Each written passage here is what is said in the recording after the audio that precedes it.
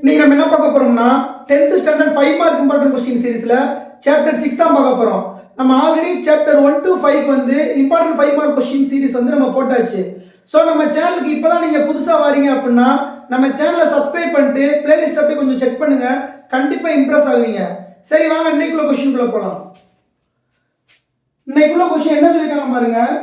ஒரு கலங்கரை விளக்கத்தின் உச்சியிலிருந்து எதிரெதிர் பக்கங்களில் உள்ள இரண்டு கப்பல்கள் 30 டிகிரி மற்றும் 60 டிகிரி என்ற இறக்க கோணங்களில் பார்க்கப்படுகின்றன. கலங்கரை விளக்கத்தின் உயரம் h மீட்டர். இரு கப்பல்கள் மற்றும் கலங்கரை விளக்கத்தின் அடிப்பகுதி ஒரே நேர்கோட்டில் அமைகின்றன எனில் இரண்டு கப்பலுக்கும் இடைப்பட்ட தொலைவு 10h√3 10h/√3 என நிரூபிக்கணும்.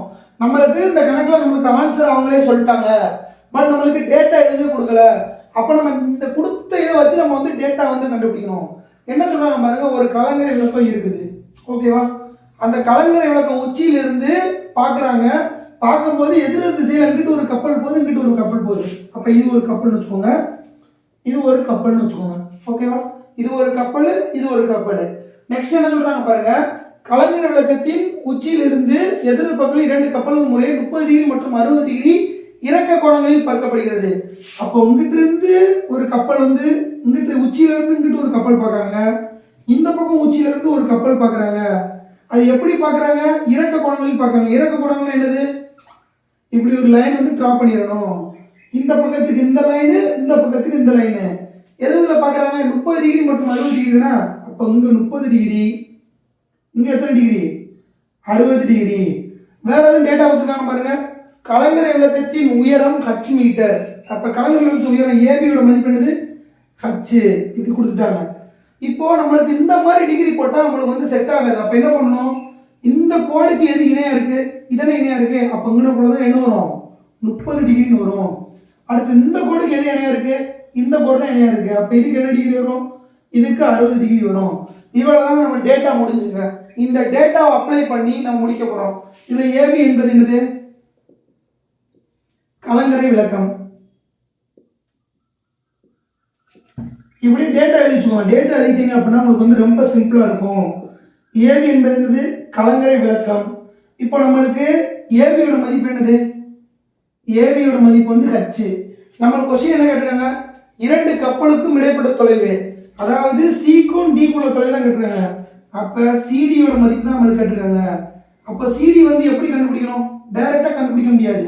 அப்போ சிபி பிளஸ் பிடி தான் கண்டுபிடிக்கணும். அப்போ நம்ம சிபியையும் பிடியையும் கூட்டணும் அப்படின்னா நம்மளுக்கு சிடி வந்து கிடைச்சிரும். இவ்வளவுதான் நம்ம டேட்டா எழுதியாச்சா? இப்போ ஒரு ஒரு முக்கோணமா பார்க்கணும். ஃபர்ஸ்ட் எந்த முக்கோணம் பார்க்கலாம்? முக்கோணம் ஏசிபியில் பார்க்கலாமா? இது ஒரு முக்கோணம் தானே. அப்போ செங்கோண முக்கோணம் ஏசிபியில் tan θ = இப்ப இந்த முக்கோணத்துக்கு tan θ என்னது? tan θ என்னது? எதிர் பக்கம் பை அடுத்துள்ள பக்கம். இந்த தீட்டாக்கு எதிர் என்ன இருக்கு? ஏபி தான இருக்கு. அப்ப tan θ = AB பை அடுத்துள்ள பக்கம் என்ன இருக்கு? சிபி. இப்போ இந்த ஏசிபி முக்கோணத்துக்கு தீட்டா எவ்வளவு? 30 டிகிரி. அப்ப tan 30 டிகிரி = AB யோட மதிப்பு என்னது? h by CB. ஓகேவா? இப்போ நமக்கு tan 30 யோட மதிப்பு என்னது? 1/√3 h பை சிபி. இப்போ நமக்கு எதோட மதிப்பு தேவை? சிபியோட மதிப்பு தான் தேவை. அப்ப சிபி எங்க கொண்டு வந்துருங்க. சிபி h இந்த ரூட் 3 எங்க கொண்டு போங்க? h√3 ன்னு வரும். இப்போ நம்மளுக்கு சிபியோட மதிப்பு கிடைச்சிருச்சு. நெக்ஸ்ட் என்ன கண்டுபிடிக்கணும்? பிடியோட மதிப்பு கண்டுபிடிக்கணும். அப்ப ரெண்டாவது முக்கோணம் எடுக்கலாமா? அப்ப ரெண்டாவது முக்கோணம் என்னது? முக்கோணம் ஏபிடியில். முக்கோணம் செங்கோண முக்கோணம் ஏபிடியில். ஏபிடி மதிப்புல tan θ எவ்வளவு?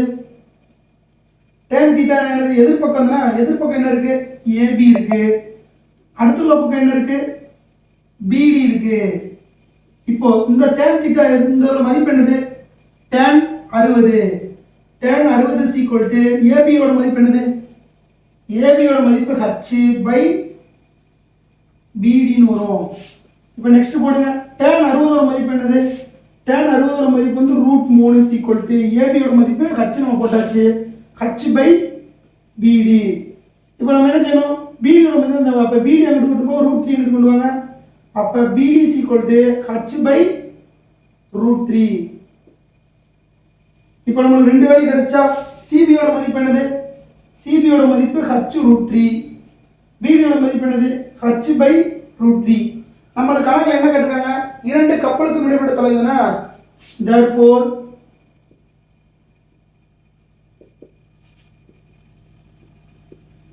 இரண்டு கப்பலுக்கு இடைப்பட்ட தொலைவு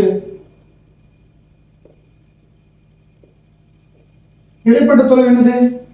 தொலைவு என்னது? CD தானே. அப்ப CD is equal to CB plus BD. CB plus BD. இதுல CB யோட மதிப்பு என்னது? CB யோட மதிப்பு h root 3. BD யோட மதிப்பு என்னது? h by root 3. இப்போ இதுக்கு LCM எடுங்க.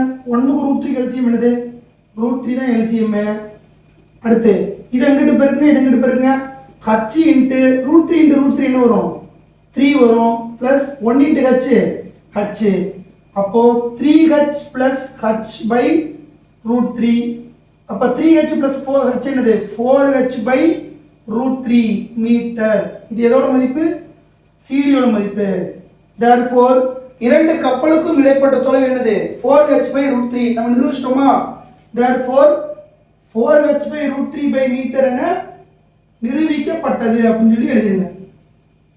இப்படி எழுதிட்டீங்க அப்படின்னா இந்த கணக்கு வந்து 5 மார்க்ஸ். சார் இந்த கணக்கெல்லாம் கேட்பாங்களா அப்படின்னு நினைக்கலாம். கண்டிப்பா கம்பல்சரியா ட்விஸ்ட் வைக்கணும்னு நினைச்சாங்க அப்படின்னா இந்த கணக்கு தான் கேட்பாங்க. ஏன்னா டேட்டா கொடுத்துட்டோம் அப்படின்னா நம்ம ஏதாவது ஒரு ரெண்டு நம்பர் நம்ம வந்து அப்ளை பண்ணி பார்த்தோம்னா நமக்கு ஆன்சர் கிடைச்சிடும். ஆனால் இந்த மாதிரி கணக்கில் வந்து நம்மளுக்கு இந்த ஆன்சர் கொண்டு வரணும்னு சொல்லி நம்ம டைம் வேஸ்ட் பண்ணுவோம். அதை தாண்டி இந்த கணக்கு நம்ம கான்செப்டாக அப்ளை பண்ணால் மட்டும்தான் நம்மளால் எழுத முடியும். ஸோ இந்த கணக்கு வந்து நீங்கள் சென்டாக எடுக்கணும் அப்படின்னு நினைக்கிறவங்க வந்து இந்த சம் வந்து கண்டிப்பாக பார்த்துக்கோங்க. உங்களுக்கு வேற கணக்கு எதுவும் டவுட் இருந்துச்சு அப்படின்னா கமெண்ட் பாக்ஸில் கமெண்ட் பண்ணுங்க. நிறைய பசங்க வந்து ஹாஃப் எக்ஸாமுக்கு இம்பார்ட்டன்ட் கொஸ்டின் வந்து கேட்குறீங்க. கண்டிப்பாக அது வந்து நாளைக்கு இல்லை நாளை கழிச்சுக்குள்ளே போஸ்ட் பண்ணிடுவோம்.